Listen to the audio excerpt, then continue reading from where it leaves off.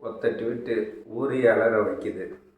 அதில் நமக்கு என்னடா பிரச்சனை அப்படின்னு கேட்டால் நம்மளை வச்சு தான் அவங்களே பிரச்சனை பண்ணுறாங்க. அப்போ அது என்ன பிரச்சனை, எதனால் இவ்வளோ பெரிய பிரச்சனையாக இருக்குது, இந்த பிரச்சனையை ஏன் பேசணும் அப்படின்றத நம்ம பார்க்கலாம். அது என்ன பிரச்சனைனாக்கா, இப்போ நம்ம முருகன், நம்ம தான் சாமியாக கும்பிட்ற கந்தன், முருகன், வேலன் அப்படின்னு நம்ம கும்பிட்ற முருகரை வந்து இமயமலையில் பிறந்தார். அதுக்கப்புறம் மத்திய இந்தியாவில் வளர்ந்து தென்னிந்தியாவுக்கு கடவுளாக மாறியிருக்காரு அப்படின்னு ஒரு தெலுங்கு டைரக்டர் ட்வீட் போட்டார். சரி, எங்கேயோ ஒன்று பிறந்தார், அவர்னா அவர் இப்போ நமக்கு தெய்வமாக தானே இருக்கார், அப்படி தானே நமக்குலாம் சொல்கிறாங்க. சிவனும் பார்வதியும் பிறந்த குழந்த தான் வேலன். அவர் வந்து ஞானப்பழத்தை கேட்டார். ஞானப்பழத்தை கொடுக்காததால அங்கேருந்து கோச்சிட்டு நம்ம பழனியில் வந்து ஆண்டியாக நின்னார். இப்படி தானே நம்ம கதையெல்லாம் கேட்டிருப்போம். இப்போ என்ன புதுசாக மறுதளிச்சு பேசுகிறது, அப்போ அவங்க சொல்கிறது தானே உண்மை அப்படின்னு சொல்கிறாங்க. இது எல்லாமே நாம் இப்போது அதுக்கப்புறம் நம்ம இலக்கியங்கள், புராணங்கள் இதெல்லாம் எழுத்து வடிவில் வந்ததுக்கப்புறம் வந்த இது. இப்போ இந்து மதம் அப்படின்றது வந்து ஒரு தனிப்பட்ட மதம் கிடையாது. அது நம்ம வழிபாடு, நம்ம ஒத்த வழிபாடாக இருக்கிறது எல்லாத்தையும் ஒன்றாக்கி ஒரு இந்து மதம் அப்படின்னு ஒரு பேர் வச்சாங்க. இது வந்து ஆரியர்கள் வைணவ மயமாக்கிறது பட்டத்துக்கு அப்புறம் வந்த வழிமுறைகள் தான். நமக்கு சைவ மதம், வைணவ மதம் இது எல்லாமே உள்ளே வந்துச்சு. சைவம் அதுக்கப்புறம் வந்துச்சு, ஃபஸ்ட்டு வைணவம் வந்துச்சு. வைணவம் வரும்போது தான் இது எல்லாமே வழிபாடு விஷயங்களாக உண்டாக்கி உள்ளே கொண்டு வராங்க. ஆனால் அதுக்கு முன்னாடி நம்ம வேலன், நம்ம முருகர் அப்படின்ற வழிபாடுன்றது வந்து நம்ம குழுவாக தமிழர்கள் குழுவாக இருந்தபோதுந்தே வழிபாடுன்றது இருந்திருக்கு. அவங்க வந்து ஒரு வேட்டையாட போகும்போதோ இல்லை ஒரு போருக்கு போகும்போதோ இது எல்லாமே அப்போவே இதெல்லாம் ப்ராக்டிஸ் பண்ணியிருக்காங்க. இதெல்லாம் இவங்க நம்ம தமிழர்களோட வரலாறு தெரிஞ்சவங்க இவங்க எடுத்து வைக்கிற வாதமாக இருக்குது. இப்போது நாம் ஆக்சுவலாக என்ன நடந்திருக்கு, இதில் யார் தான் நாம் நிஜமாக கும்பிட்றது முருகரா அப்படின்ற சந்தேகம் இப்போ பல பேருக்கு வந்துடுச்சு. ஏன்னா அப்படி தான் இப்போ போயிட்டுருக்கு. அதனால் இதை பற்றின ஒரு சின்னதாக ஒரு விளக்க வீடியோவை தான் இது இருக்க போது. வாங்க அதை ஒன்று ஒன்றா டக்கு டக்குன்னு பார்க்கலாம். ஃபஸ்ட்டு வந்து இமயமலையில் பிறந்தாரா இல்லை குறிஞ்சியில் பிறந்தாரா அப்படின்ற சந்தேகத்துக்கு நம்மளுடைய வரலாறு தெரிஞ்சவங்க என்ன சொல்கிறாங்கனாக்கா, அவங்க வடமாநிலத்தில் வந்து ஸ்ரீகந்தா புராணம் அப்படின்ட்டு ஒரு புராணம் இருக்குது. இது வந்து சிவனுக்கும் சக்திக்கும் பார்வதிக்கும் பிறந்த குழந்தை அப்படின்னு ஒரு கடவுள் இருக்காங்க. அந்த கடவுளும் ஒரே மாதிரி இப்போ இங்கே இருக்கிற நம்ம கும்பிட்டு இருக்கிற முருகரும் ஒரு ஒத்த கருத்தாக இருக்கிறதால, ஒரே பேராக இருக்கிறதால அதை இங்கே சேர்த்துக்கிட்டாங்க அப்படின்னு சொல்கிறாங்க. ஆனால் குறிஞ்சி நிலத்து மன்னன் அப்படின்னு தான் நம்மளுடைய புராண இதிகாச கதைகளில் இதிகாசங்களில் இருக்குது. அப்போ வந்து குறிஞ்சி நிலம்ன்றது வந்து நம்ம தமிழகத்தில் இருக்கிற மேற்கு தொடர்ச்சி மலைகளும் மலையை ஒட்டி பிரதேசங்களும் தான் குறிஞ்சி நிலம்னு சொல்லுவாங்க. இங்கே தான் குறிஞ்சிப்பூ அதிகமாக பூக்குது. அப்போ இங்கே பிறந்த தலைவர் முருகரை இமயமலையில் எப்படி சேர்த்த முடியும்? அது முடியாது. அது ஃபஸ்ட்டு தப்பு. இதைத்தான் எல்லாரும் சொல்கிறாங்க. இமயத்தில் பிறந்ததுன்றதே தப்பு. இமயத்தில் குறிஞ்சி பூ பூக்குமா அப்படின்ற கேள்வி வைக்கிறாங்க. ரெண்டாவது, மக்கள் வந்து கற்காலத்தில் இருந்து நம்ம அதுக்கு முன்னாடி வந்து விலங்கு மாதிரி எங்கேயோ இருந்தோம், எங்கேயோ வந்தோம். கற்கருவிகளாக கண்டுபிடிச்சதுக்கப்புறம் மக்கள் வந்து வேட்டையாட ஆரம்பித்தாங்க. வேட்டையாட ஆரம்பிக்கும் போது ஒரு ஆளாக போய் ஒரு மிருகத்தை வேட்டையாட முடியாது. அப்போ வந்து கற்காலத்தில் தான் முதல்ல மக்கள் வந்து குழுவாக இணைய ஆரம்பித்தாங்க. அந்த குழு இருக்கும்போது ஒரு குழுவுக்கான குழு தலைவனாகவும், அவங்களில் வயதானவங்க, அது ஆணாக இருந்தாலும் சரி பெண்ணாக இருந்தாலும் சரி, அப்போ இருந்த காலகட்டத்துக்கு ஆண்களை விட பெண்கள் தான் இதையெல்லாம் வழிநடத்தி கொண்டு போயிருக்காங்க. இது எல்லாத்தையும் நம்ம எதில் மேற்கோள் காட்டுறோம்னாக்கா, நம்மளுடைய வழிபாடுன்றது கொற்றவை அப்படின்ற தாய் தெய்வத்தை தான் முதன்மையாக வச்சு கும்பிட்டுருக்கோம் அப்படின்றது பின்னாடி வந்த நம்ம கல்வெட்டுகள்லையாகட்டும் பழைய பாடல்களையாகட்டும் இது எல்லாமே தெரியுது. இதில் அந்த மக்களுக்காகவும் அந்த குழு தலைவனாகவும் இருந்து அந்த மக்களுக்காக வீர மரணம் அடைஞ்சவங்களுக்கு நடுக்கல் எழுதும் பழக்கம் நம்ம மரபில் நம்ம தொன்று தொட்டு வந்திருக்கு. இப்பயும் நம்ம இறந்தவங்களுக்கு அவங்களுக்கு தலைக்கு மேலே ஒரு கல் வச்சு அவங்க இறந்த அந்த அந்த இறந்த நாளுக்கோ இல்லை நம்ம எதுக்கோ ஒன்று போகும்போதோ அங்கே போய் ஒரு கற்பூரம் வச்சு சாமி கும்பிட்டு வரோம். அந்த மாதிரி தான் நம்மளுடைய வழிவகையில் நடுக்கல் அப்படின்றது தெய்வமாகவும் குலதெய்வமாகவும் அப்படியே பின்பற்றி வர்ற சரித்திரமும் இருக்குது. தமிழ் வந்து இயல், இசை, நாடகம் இது மூணுமே இருந்தது தான் முத்தமிழ். இந்த நாடகத்தையும் இயலையும் இசையும் சேர்த்து தான் கொற்றவை கூத்து அப்படின்றது ஆதிகால தமிழர்களிலிருந்து அது வந்துட்டுருக்கு. கொற்றவை கூத்துன்றது கடைசி 10 நாள் கூத்து. அதில் கடைசி 10ஆவது நாள் தான் கொற்றவையோட கூத்து. அவங்க தான் தமிழ் இன குழுவோட தலை குழு. இதில் ஒவ்வொரு குழு ஒவ்வொரு இனம் அவங்கவுங்களுக்கு ஒவ்வொரு நாள் ஒவ்வொரு பாடல் ஒலிக்கும்.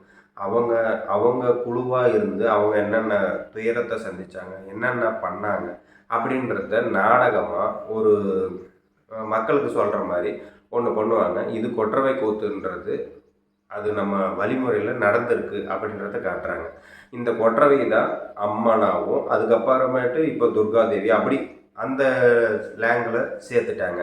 நமக்கு மகனாக பிறந்து தலைவனாக இருந்த முருகரை பார்வதி சக்தி அப்படின்ற பேட்சில் அவங்க அதில் சேர்த்துட்டாங்க. இதுதான் இதில் மெர்ஜாய் வந்தது. தமிழருக்கான ஆதி மதம் அப்படின்றது வைணவமோ சமணமோ சைவமோ புத்தமோ கிடையாது. நாம் நம்மளுடைய முன்னோர்கள் குழு தலைவர்கள் எல்லாம் நம்ம நடுக்கன் அதுதான் வேடியப்பனோ முருகராவோ முனியப்பனோ இல்லை பாண்டி அந்த மாதிரி நம்மளுடைய முன்னோர்களையே நாம் சாமியாக கும்பிட்டு வந்த ஒரு குழு தான். இங்கே ஆசி மதம் அப்படின்றது தான் நமக்கு கல்வெட்டில் நாம் கும்பிட்டு இருந்த மதத்தோட அப்போ இருந்த பேராக வச்சுருக்காங்க. ஒரு குழுவுக்கும் ஒவ்வொரு சாமிகள் அவங்களுக்கானதில்ல. இது எல்லாத்தையுமே நடுவில் வைணவம் வந்துச்சு, சைவம் வந்துச்சு. இது எல்லாமே நீ பெரியாளா நான் பெரியாளா, அரி பெரியவனா சிவன் பெரியவனா சண்டை ரொம்ப நாளாக ஓடிட்டு இருந்துச்சு. அந்த சண்டைலாம் குறைக்கிறதுக்காகவும் நீ அரியும் சிவனும் ஒன்று அப்படின்றதுக்காகவும் தான் ஹரிஹரன் அப்படின்ட்டு நம்ம ஐயப்பனோட கதையையும் ஐயப்பனையும் உருவாக்கினாங்க. இது அடுத்து இப்போ பார்த்தீங்கன்னாக்கா பௌத்தம் அப்படின்றது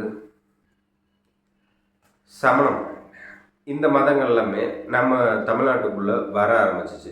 அப்போ வரும்போது இப்போ இந்து அப்படின்றது ஒரு மதம் இல்லை, அது ஒவ்வொரு குழுவோட வழிபாட்டை ஒரு நெறிமுறைக்குள்ளே ஒரு பேருக்குள்ளே கொண்டு வரதுக்கான முயற்சி தான். அதனால தான் ஒவ்வொரு அடிகளாரும் அந்தந்த ஊரோட தெய்வத்துகளை அந்த இந்து தெய்வத்தோட மெர்ஜ் பண்ணி அதுக்கு ஒரு பாட்டை உருவாக்கி எல்லாத்தையும் ஒரு வளையத்துக்குள்ளார இந்து அப்படின்ற மதத்துக்குள்ளார கொண்டு வர்றதுக்காக ஒரு இது பண்ணுறது தான். இப்போ நான் ஒரு ஆள் தனியாக இருக்கேன், என்னை தாண்டி மேலே போய் பார்க்குறவங்களுக்கு நம்ம ஒரு ஊராக தெரியும், ஒரு ஊரை தாண்டி மேலே போகும்போது நம்ம ஒரு மாவட்டமாக தெரியும். இப்படி ஒரு இந்தியா அப்படின்றது ஒரு நாடாகிற மாதிரி ஒரு சின்ன ஒரு வழிபாட்டு எல்லாத்தையும் ஒன்றாக உருவாக்கி தான் இந்து அப்படின்ற ஒரு மதத்தையே உருவாக்குனாங்க. அது எல்லா மதத்தை இந்த வழிபாடு எல்லாத்தையும் ஒன்றிணைச்சு ஒரு மதமாக ஆக்கிறது தான் அப்படின்றது தான் அந்த கான்செப்டு. இதில் ஒரு குறிப்பிட வேண்டிய விஷயம் என்னன்னாக்கா, இன்றைக்கும் கோயிலில் போனாங்கனாக்கா கோத்திரம், உங்கள் கோத்திரம் சொல்லுங்கள், சிவகோத்திரமா விஷ்ணு கோத்திரமா அப்படின்னாங்க. இது எல்லாமே இந்த ஆரியர்களோட ஒரே அந்த ஒரு வட்டத்துக்குள்ளே கொண்டு வரணும் அப்படின்றது இதுக்கானதாக இருக்கும். வைணவம் வரும்போது வைணவம் தான் எல்லா பெரிய கடவுள், விஷ்ணு தான் எல்லாத்தையும் பெரிய கடவுள் அப்படின்னு அவங்க அந்த கோட்டுக்குள்ளே கொண்டு வந்தாங்க. அதுக்கப்புறம் சைவ மதம் உள்ளே வரும்போது சிவகோத்திரம் அப்படின்னு வந்துருச்சு. அதுக்கப்புறம் சிவனும் 2 பேரும் அடிச்சுக்க வேண்டாம் அப்படின்ற பட்சத்தில் போகும்போது நீங்கள் என்ன கோத்திரம், நீங்கள் விஷ்ணு கோத்திரமா சிவகோத்திரமா அப்படின்னு கேட்பாங்க. இங்கே அந்த கோத்திரத்திலே இல்லாதவங்க தான் நிறைய பேர் இருக்காங்க. ஏன்னா இவங்க வராதுக்கு முன்னாடி நமக்கு இந்த வழிபடுற முறைகள் நம்மக்கிட்ட இருந்திருக்கு. அப்போது இவங்க அதை கொண்டு வந்த கூட்ட உள்ளே விட்டதால் இப்போ யாருமே நமக்கே தெரியாது. அப்போ என்ன முருகர் யாரோட பையன், சிவனோட பையன், அப்போ நாம் சிவகோத்திரம் அப்படின்னு போகிற மாதிரி இருக்கும். இப்போ பெருமாள் வழியில் பெருமாளுக்கு இதில் என்ன பிரச்சனைனாக்கா, பெருமாளுக்கு குழந்தை இல்லை. அப்போ பெருமாள் வழியில் வரவங்களுக்கு அடுத்த அந்த சாமி என்ன குழந்தை சாமி அப்படின்றதே இல்லாமல் போயிடுச்சு. இதுலேயும் ஒரு விஷயம் இருக்குது. அப்போ இந்த வைணவ கோத்திரத்தை இது கொண்டு விஷ்ணு கோத்திரத்தை எல்லாமே கொண்டு போயிடணும். இது வந்து இந்த கோத்திரம், அப்போ அவங்க மட்டும் தனியாக இருப்பாங்க. இப்படி ஒரு விஷயமும் இது வெறும் அடையாளத்துக்கான போராட்டம் பேச்சு மட்டும் கிடையாது. இது நம்ம தலைவன் நம்ம முருகன் அப்படின்றது நம்ம தமிழரோட குழிகளோட நாம் இன்னமும் இதை நம்ம ஏன் விடாமல் பிடிச்சிட்டு இருக்கிறோம்னாக்கா, அந்த நம்மளோட குடிகளோட வழிபாடும் நம்ம யாருன்றதும் அந்த வழிமுறையில் தான் வந்திருக்கு. நாம் இங்கே பிறந்தோம், நம்ம குறிஞ்சி நில மன்னன் நம்ம முருகன் அப்படின்னு சொல்கிறத இல்லை விட்டுட்டு நம்ம இமயத்தில் தான் பிறந்தாரு, இமயத்தில் தான் வந்தாருன்னா அப்போ நாமளே அங்கேருந்து வந்தவங்களாக தான் ஆகும். நாம் தமிழன்டா, நான் தமிழத்தை சேர்ந்தவன் அப்படின்றது நாமளும் வந்தேரிகள். ஆரியர்கள் எங்கேருந்து வந்தாங்க, அங்கேருந்து தான் வந்தாங்க அப்படின்றது நாமளும் அப்படியே போகிற மாதிரி இருக்கும். நம்மளுடைய அடையாளன்றது எல்லா விதத்துலையும் இருக்குது. தமிழர்களுக்கு வரலாறு, மொழி, கடவுள் பக்தி எல்லாமே தனியாக இருக்குது. அதை நாம் இன்னொருத்தத்தில் வச்சு நம்ம பார்க்க தேவையில்லை. இன்றைக்கும் நீங்கள் சுப்பிரமணியராக வச்சு வழிபடுற சிலையில் நாங்கள் எங்கள் தலைவனோட முருகனை தான் நாங்கள் பார்க்குறோம், எங்கள் வேலனை தான் பார்க்குறோம். இங்கே ஒரு விஷயத்தை நல்லா புரிஞ்சுக்குங்க. இங்கே தமிழகத்தில் வைணமும் சைவமும் உள்ளே வராதுக்கு முன்னாடியே கௌமதம் அப்படின்னு முருகனை வழிபட்ட இனம் நாங்கள். அவ்வளோதான் மக்களே, முடிஞ்ச அளவுக்கு சிம்பிளாக சொல்லியிருக்கேன். இது இன்னும் போகணும், இன்னும் தெரிஞ்சுக்கணுன்னாக்கா இதை பற்றி டீட்டெயிலாக நிறைய புக் இருக்குது, நிறைய வீடியோஸ் இருக்குது. நான் இப்போ இது போயிட்டுருக்கு. இதில் நம்மளுடைய கருத்து என்ன அப்படின்றத பதிய வைக்கிறதுக்காக தான் இந்த வீடியோ. இந்த கருத்துக்களை பற்றி, இந்த வீடியோவை பற்றி உங்களை கருத்துக்களை நீங்கள் கமெண்ட்ஸில் சொல்லுங்கள். எனக்கு தெரியாத விஷயத்த நீங்களும் சொன்னாக்கா நானும் தெரிஞ்சுக்குவேன், நம்ம யூடியூப் நம்ம வியூவர்ஸும் தெரிஞ்சுக்குவாங்க. நன்றி, வணக்கம்.